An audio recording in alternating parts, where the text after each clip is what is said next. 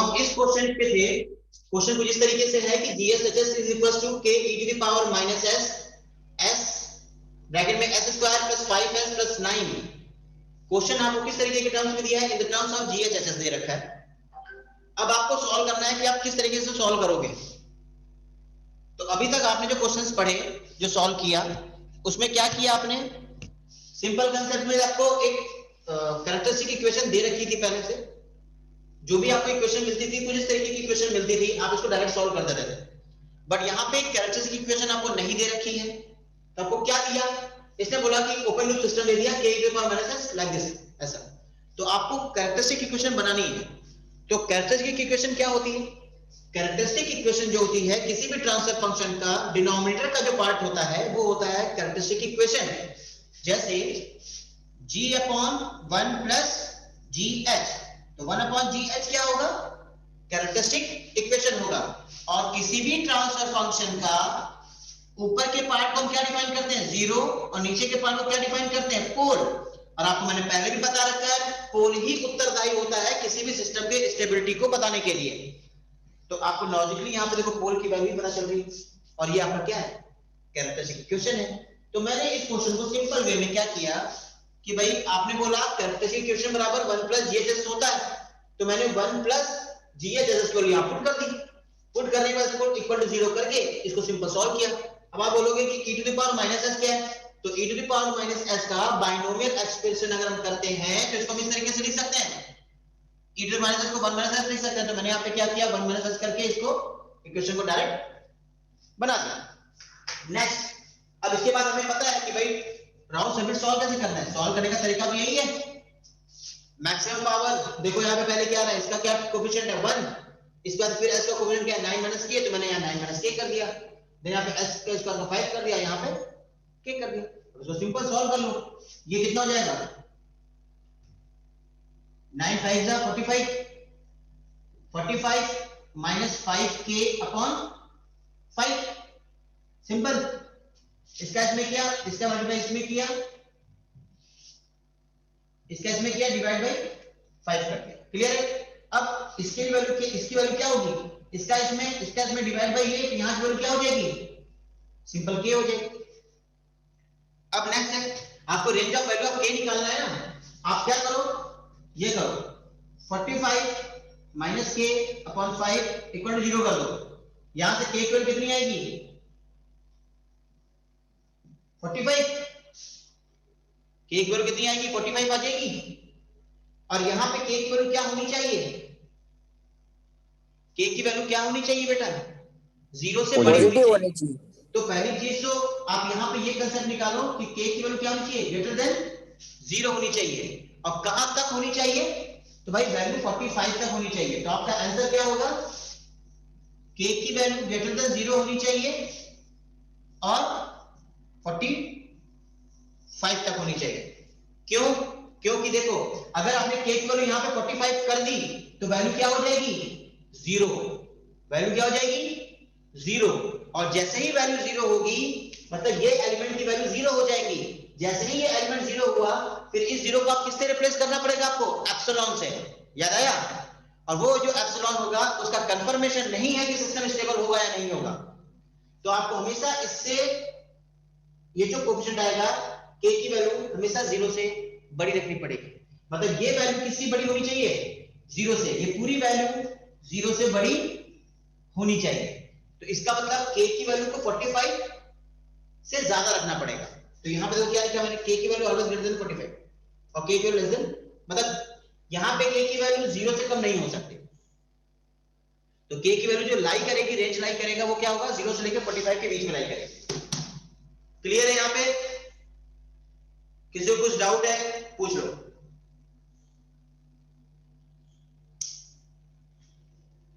आगे बढ़े।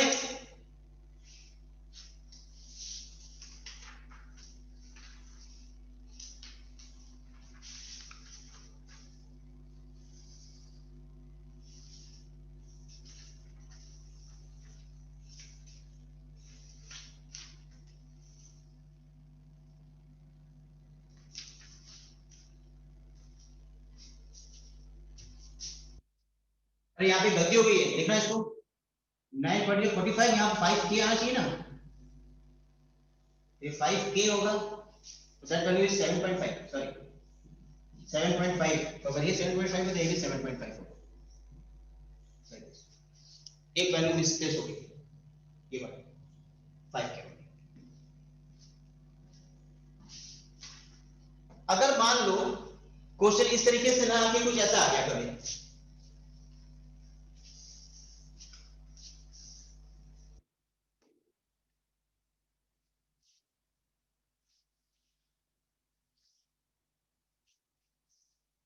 एक क्वेश्चन मैं आपको दिखा रहा हूं, कभी ऐसे कोई क्वेश्चन आ गया,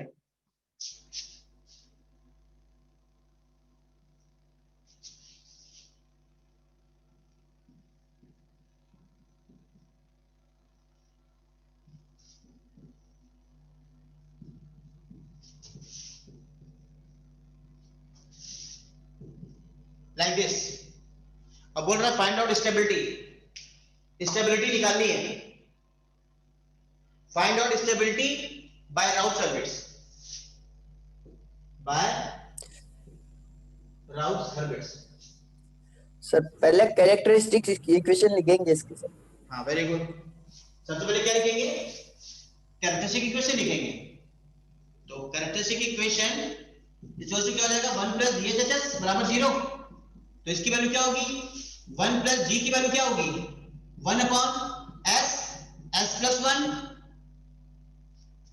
इंटू एचएस वैल्यू क्या हो जाएगी, 1 plus S, like this S, ठीक है।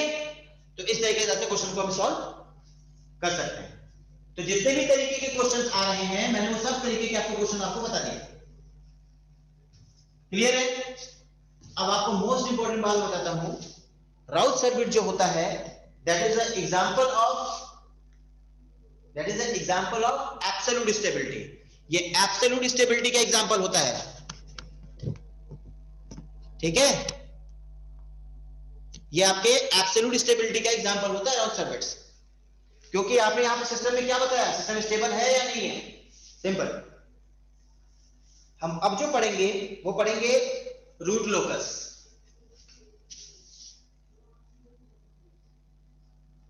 रूट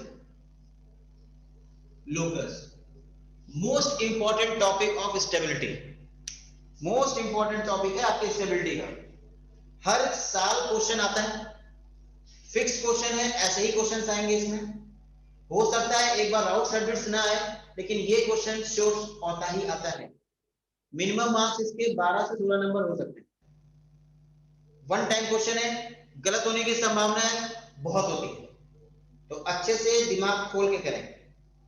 आपको मैंने आज सुबह मॉर्निंग में राउट सर्विस के लिए आपको एक पीडीएफ शेयर की थी, ठीक है, इस पीडीएफ में मैंने आपको ये डिफाइन किया है कि किस तरीके से इसके रूल्स एंड रेगुलेशंस हैं कि भाई कैसे उसकी प्लानिंग की जाएगी, कैसे उसका प्लॉटिंग की जाएगी, ठीक है। तो आप देखोगे इसमें पेज नंबर 2 जो लिखा हुआ है, इसमें लिखा है रूल 1, ठीक है, रूल 1 लिखा है, देखो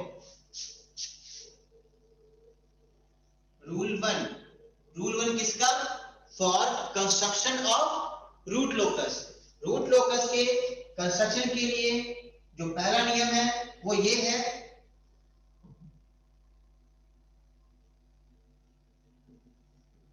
दिस इज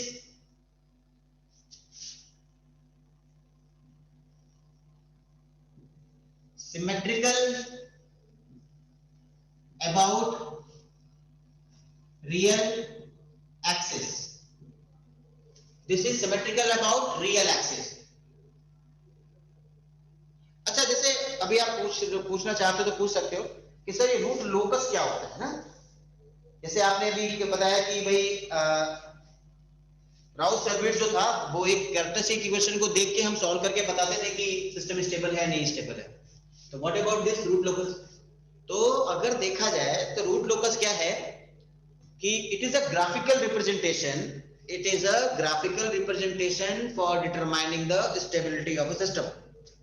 पहले तो हमने एब्सोल्यूट स्टेबिलिटी का जो एग्जांपल देखा राउथ सर्विट्स, उसमें हमने क्वेश्चन को सिंपल सॉल्व कर दिया, उसका ग्राफिकल रिप्रेजेंटेशन हमारे पास नहीं था, लेकिन हम इस रूट लोकस में ग्राफिकल रिप्रेजेंटेशन अपने क्वेश्चंस का देख सकते हैं कि किस तरीके का ग्राफ प्लॉट होगा। तो ये है आपका रूट लोकस, और रूट लोकस डिजाइन करने के लिए सबसे पहला रूल ये है, क्या? It is a symmetrical about real axis. Rule number 2,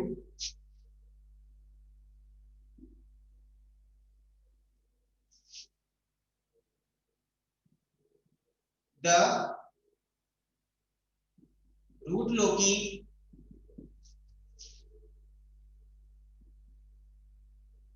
starts from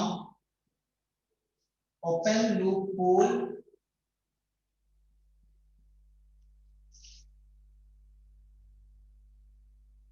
simple, आप ऐसे याद रखो, रूट लोकस कहां से स्टार्ट होता है? पोल से स्टार्ट होता है। पहला सिमेट्रिकल होना चाहिए, रूट लोकस हमेशा सिमेट्रिकली अबाउट रियल एक्सिस होगा, और दूसरा रूट लोकस स्टार्ट कहां से होता है? ओपन लूप पोल से होता है। थर्ड,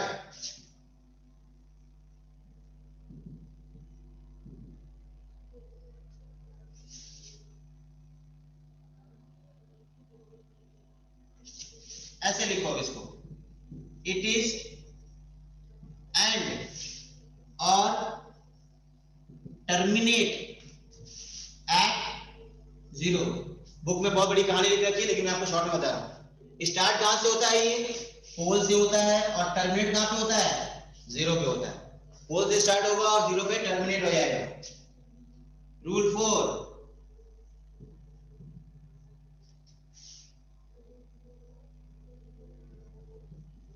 नंबर ऑफ रूट लोकी, कितने नंबर ऑफ रूट लोकी बनेंगे, रूट लोकस कितने बनेंगे, तो वो हम कैसे डिटरमाइन करते हैं? Number of root loci equals to number of poles और number of zero. Number of pole के बराबर भी हो सकते हैं और नंबर ऑफ जीरो के बराबर भी हो सकते हैं। कब होगा ऐसा? If p is greater than z, अगर पोल की value, that is called pole and that is called zero. If the value of pole is greater than 0, then number of root loci is equal to number of pole. If number of root loci is equal to number of 0, it means p is less than z. मतलब z जिसकी value ज्यादा होगी, number of root लोकी उसके बराबर हो जाएगा। Rule number 5,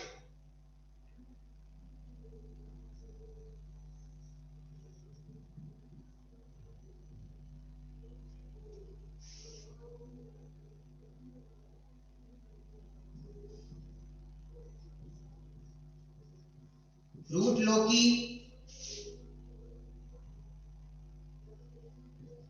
on the real axis. Root loci जब भी बनेगा तो वो रियल एक्सिस के ऊपर ही बनता है। रूल 6,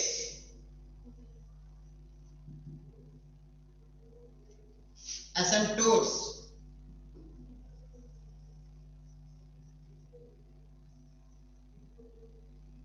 asymptotes क्या होता है? This is phi is equals to 2k plus 1 into 180 degree upon p minus z, where k is equals to 0 1 2 like this। इसे हम कहते हैं एंगल ऑफ एसिम्पटोट्स भी कुछ लोग कहते हैं। और ये एसिम्पटोट्स क्या होता है? The branches of root loci tend to infinity along a set of straight line।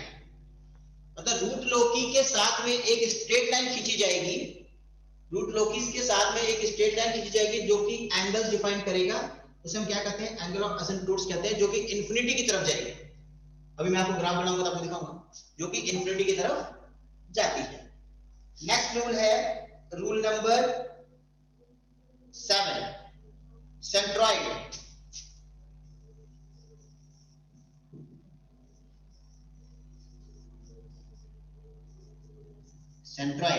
Centroid कैसे कैलकुलेट करते हैं?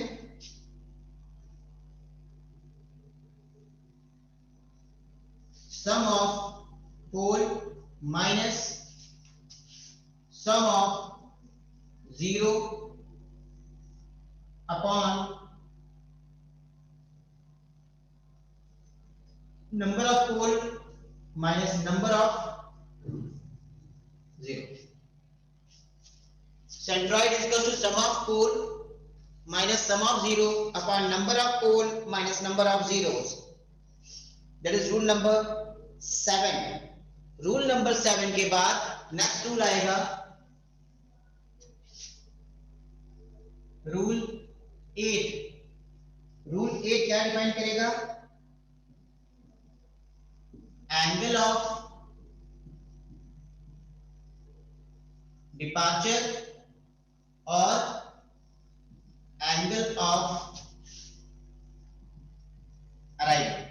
एंगल ऑफ डिपार्चर और angle of arrival.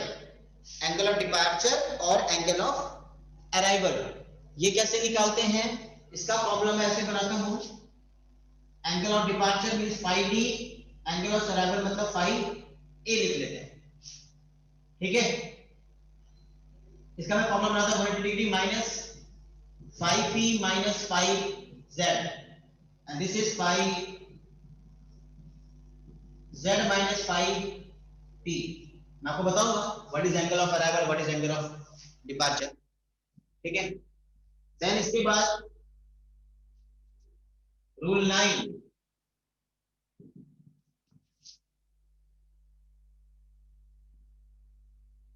Break away point. Break away point का मतलब क्या होता है? ब्रेक अवे पॉइंट का मतलब ये है कि अगर एक ही रियल एक्सिस पे दो पोल्स अगर एक साथ दिखेंगे तो आपने क्या बोला भाई? आपने बोला कि जब भी रूट लोकस बनेगा तो लूप पोल से बनेंगे. अगर दोनों लोग सिमेट्रिकल एक ही लोकेशन पे होंगे तो वो क्या करेंगे? एक दूसरे से टकरा जाएंगे दोनों पोल, और जिस पॉइंट पे वो टकराएंगे that is called break away point. तो ब्रेक अवे पॉइंट जब हम कैलकुलेट करते हैं तो हम कैसे कैलकुलेट करते हैं ब्रेक अवे पॉइंट को? dk by ds is equals to 0 करना पड़ता है. dk by ds is equals to 0 करके हम अपने ब्रेक अवे पॉइंट को कैलकुलेट कर सकते हैं. देन है rule number 9. Rule number 9 and rule number last 10. Rule number 10. Rule number 10 में क्या होगा? intersection of imaginary axis. Intersection of imaginary axis. Simple.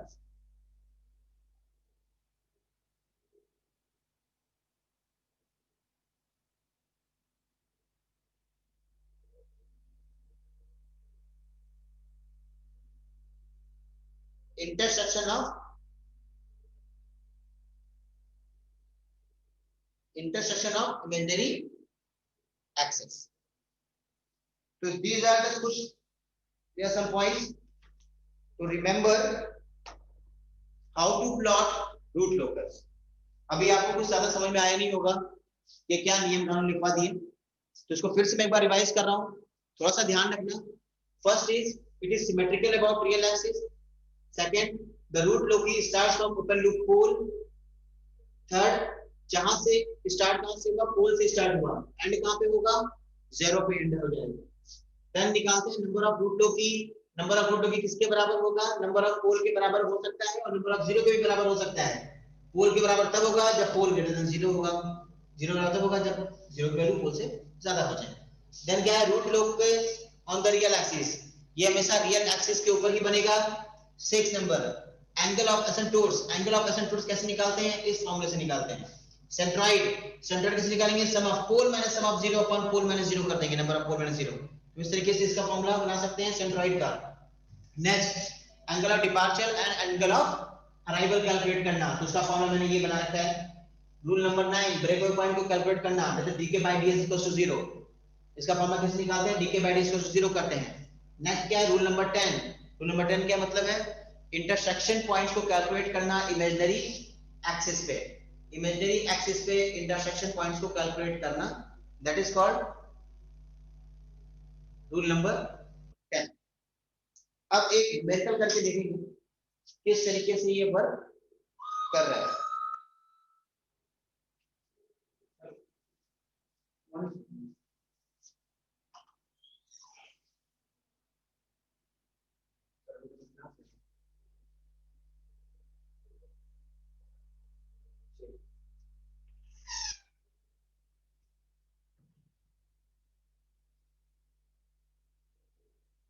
Clear है? तो ये कुछ रूल्स एंड रेगुलेशंस हैं जिससे हम अपना रूट लोकस को प्लॉट करेंगे। अब इसके बेस न्यूमेरिकल मैं कराऊंगा नेक्स्ट लेक्चर में आपको कि किस तरीके से हम इसमें न्यूमेरिकल्स करते हैं। 2 से 3 तरीके के न्यूमेरिकल्स बताऊंगा और वैसे ही क्वेश्चन आपके पेपर में भी आते हैं, तो इसको अच्छे से ध्यान रखें। ठीक है? अपने फ्रेंड्स को भी बोल दें लेक्चर अटेंड करते रहें, नहीं तो बाद में बहुत दिक्कत आएगी। सर ये डिजिटल वाली बुक कब से चालू करा है सर? इसको थोड़ा सा और खत्म करेंगे तब। डिजिटल में ज्यादा टाइम लगेगा नहीं बेटा, ठीक है ना? क्योंकि वो बिल्कुल प्रिस्क्राइब्ड है, उसमें कुछ नहीं करना आपने को, क्योंकि उसके नोट्स जो मैंने आपको भेजे थे नहीं भेजे? नहीं भेजे सर। नहीं भेजे ना, तो वो मैं लास्ट में अभी अभी नहीं भेजूंगा, आप कंफ्यूज जाओ। ठीक है? तो उसको भेज दूंगा तो मैं उसको करा दूंगा। ठीक है? उसमें मुश्किल से सर ये 4 से 5 दिन, 4 से 5 दिन में मैं 2 घंटे लेके भी आपको पढ़ा दूंगा, तो आपका हो जाएगा। ठीक है? सर हम भी तो पढ़ लेंगे ना जल्दी जल्दी, ऐसे ही है। हाँ, नहीं नहीं, उसमें टाइम लगेगा ही नहीं बेटा। अगर आप चाहोगे ना तो आपको बहुत हाँ लंबा सर। पेज सकते हैं। अगर आप चाहोगे कम में पढ़ा लें तो कम में पढ़ा लें। अभी हाँ ये सर। तो कंट्रोल पढ़ा रहा हूँ, समझ में आ रहा है? हाँ सर आ रहा है सर। इस स्पीड से चलेगा, ठीक है? तो आप परेशान नहीं। सर एग्जाम का नोटिस आया सर, हो जाएंगे क्या एग्जाम की, या और आगे बढ़ेगी डेट? नहीं, बिल्कुल नहीं होंगे, एग्जाम होंगे फाइनल, कोई डेट नहीं पड़ेगी। अच्छा। ठीक है? ठीक है सर। Okay, thank you.